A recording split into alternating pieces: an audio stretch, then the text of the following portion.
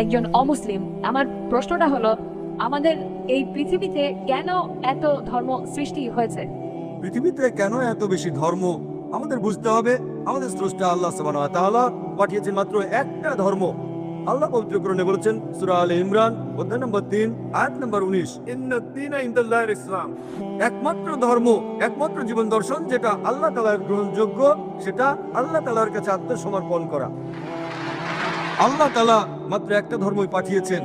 আর যত নবী রাসূল পৃথিবীতে এসেছেন, যেমন ধরেন আদম, ইব্রাহিম, মুসা, ঈসা, মুহাম্মদ, ওনারা সবাই শান্তিতে থাকুন, তারা মানুষকে একটা শিক্ষাই দিয়েছেন, আল্লাহর কাছে আত্মসমর্পণ করা। এখন আরবি ভাষায় যদি কেউ আল্লাহ তাআলার কাছে আত্মসমর্পণ করে তাহলে তাকে বলা হয় মুসলিম। আর ইসলাম, এই আরবি শব্দটার মূল আরবি শব্দটা হচ্ছে সালাম, যার মানে শান্তি। এর আরেকটা মূল আরবি শব্দ হচ্ছে সিলম, যার মানে আল্লাহ তাআলার কাছে নিজের ইচ্ছাকে সমর্পণ করা। তাহলে এক কথা ইসলাম মানে আল্লাহ তাআলার কাছে আত্মসমর্পণের মাধ্যমে শান্তি অর্জন করা।